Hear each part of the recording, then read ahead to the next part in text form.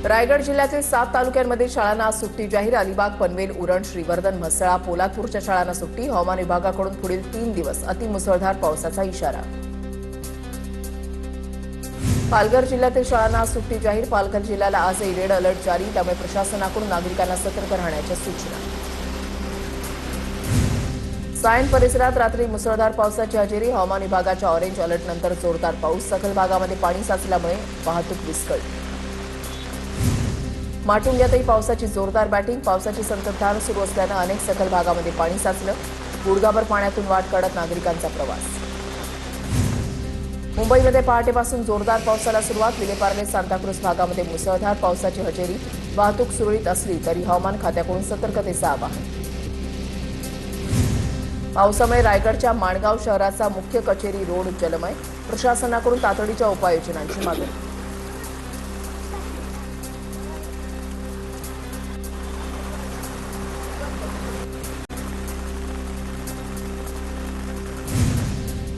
रायगडच्या पेणमधील कळवे जोहे मार्गावर पाणी साचल्यामुळे 4 गावांचा संपर्क तुटला। संपर्क तुटल्यानं नागरिकांचं जनजीवन विस्कळीत। निवेदनं देऊन सुद्धा सार्वजनिक बांधकाम विभागाकडून उपाययोजना नाही। संतप्त ग्रामस्थांनी कळवे जोहे मार्ग रोखला। रायगडमध्ये मुसळधार पावसाचा कहर। नद्यांच्या पाणी पातळीमध्ये झपाट्याने वाढ। माणगावची काळ नदी, कळंबी आणि सावित्री नद्यांच्या पाणी पातळीमध्ये वाढ। सलग पावसामुळे नदीकाठच्या गावांना सतर्कतेचा इशारा। प्रशासन अलर्ट मोडवर।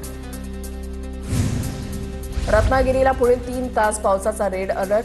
2 ते 5 जुलैपर्यंत रत्नागिरीला ऑरेंज अलर्ट। पुढील काही तासामध्ये मुसळधार ते अतिमुसळधार पावसाची शक्यता। सखल भागामध्ये पूरसदृश्य परिस्थिती निर्माण होण्याचा धोका। किनारपट्टी भागात वेगवान वारे वाहण्याची शक्यता। नागपूरसह विदर्भातील काही जिल्ह्यांना पावसाचा ऑरेंज अलर्ट। पुढील 48 ते 72 तासामध्ये विदर्भात समाधानकारक पावसाची शक्यता। हवामान खात्याकडून जुलै महिन्यामध्ये समाधानकारक पावसाची शक्यता। अंधेरीच्या मरोळमध्ये झाड कोसळलं। मरोळ रोड जवळ एका गाडीवर झाड कोसळलं। सुदैवानं जीवितहानी नाही। झाड कोसळल्यानं 2 ते 3 वाहनांचं नुकसान। मीरा भाईंदरच्या राई गावामध्ये धावत्या दुचाकीवर झाड कोसळलं। झाड कोसळून दुचाकीस्वार गंभीर जखमी। स्थानिकांनी जखमी तरुणाला झाडाखालून बाहेर काढलं।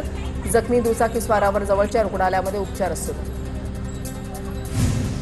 पुण्यातील शिलाई वर्ल्ड चौकामध्ये झाड कोसळलं। रस्ता ओलांडताना एक मुलगी थोडक्यात बचावली।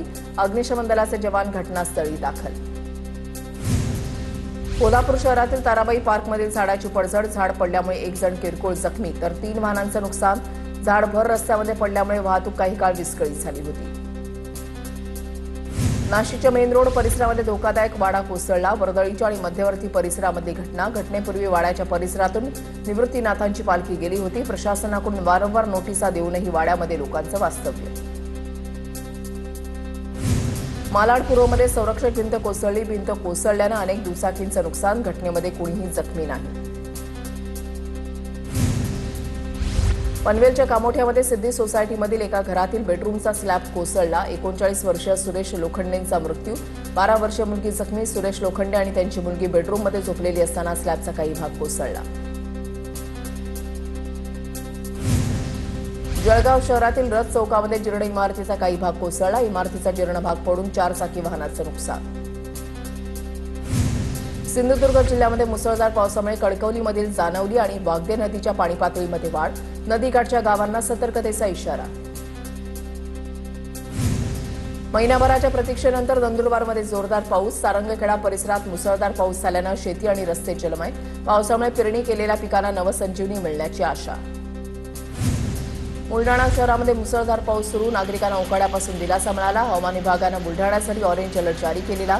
मुसळधार पावसामुळे ग्रामीण भागातील शेतकऱ्यांमध्ये आनंदाचं वातावरण। बुलढाण्याच्या मेहकर तालुक्यामध्ये 3 दिवसांपासून मुसळधार पाऊस सुरू। मुसळधार पावसामुळे पैनगंगा नदीला पूर। पैनगंगा नदी दुधडीवरून वाहू लागली। ब्रह्मपुरी, दुधार, रायपूर या परिसरामध्ये मोठ्या प्रमाणात पाऊस झाल्यामुळे अनेक शेतात पाणी साचलं। जून महिना कोरडा गेल्यानंतर इगतपुरी तालुक्यामध्ये मुसळधार पाऊस। पावसाचा जोर जर असाच राहिला तर येत्या महिनाभरामध्ये तालुक्यातील धरणं तुडुंब भरून वाहणार। वाशिममध्ये जोरदार पाऊस। पेरणी केलेल्या पिकांना आधार। वाशिम जिल्ह्यासाठी हवामान विभागानं पुढील काही दिवस मुसळधार पावसाचा इशारा दिला। प्रशासनाकडून नागरिकांना सतर्क राहण्याच्या सूचना।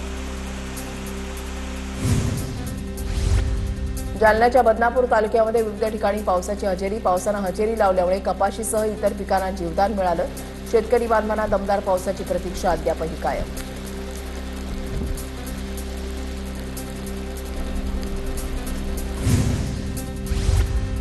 छत्रपती संभाजीनगर शहरामध्ये मुसळधार पाऊस. शेतकऱ्यांना मात्र मोठ्या पावसाची अपेक्षा. पावसामुळे वातावरणामध्ये गारवा निर्माण. नाशिकच्या नांदगाव तालुक्यामध्ये पावसाच्या सरी. खरीपाच्या पेरणीला पूरक पाऊस झाल्यानं बळीराजा सुखावला. बी बियाणं आणि खतं घेण्यासाठी शेतकऱ्यांची लगबग सुरू. जिल्ह्यामध्ये 100 मिलीमीटर पाऊस झाल्यानंतरच शेतकरी बांधवांनी पेरणी करावी. जालन्याच्या जिल्हा कृषी अधिकाऱ्यांचं आवाहन. रत्नागिरीमधल्या दमदार पावसामुळे जिल्ह्यातील धरणांच्या पाणीसाठ्यामध्ये वाढ. शहराला पाणी पुरवठा करणारी धरणं. शीळ धरण ओव्हरफ्लो. दापोलीमधल्या सुकोंडी, पंचनदी ही धरणं देखील 100% भरली. तर रत्नागिरी जिल्ह्याला पावसाचा पुढील 3 तासांचा.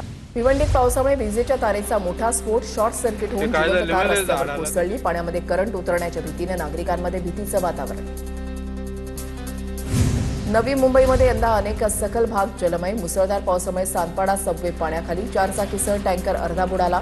तर रबाळे रेल्वे स्थानक परिसरात गटारांचं पाणी रस्त्यावर. शिरवणी फाटा रस्त्याला तलावाचा सुरू. महापालिकेच्या नालेसफाईची पोलखोल.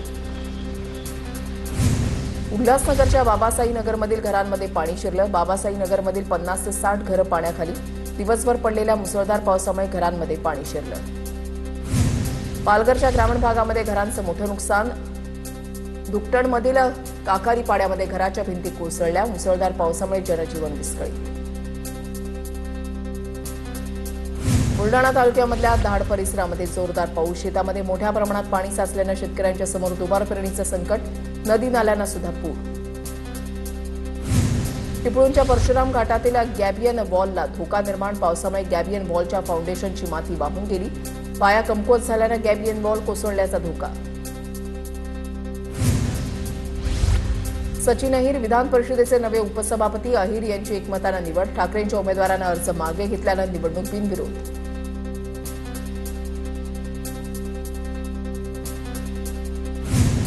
सचिन अहिर चळवळीतून आलेले नेतृत्व. मुख्यमंत्री फडणवीसांकडून अहिरांच्या राजकीय प्रवासाचा गौरव. तर अहिर यांनी यशाची हंडी फोडली. शिवसैनिक पदावर बसल्याचा आनंद. शिंदेंचं वक्तव्य.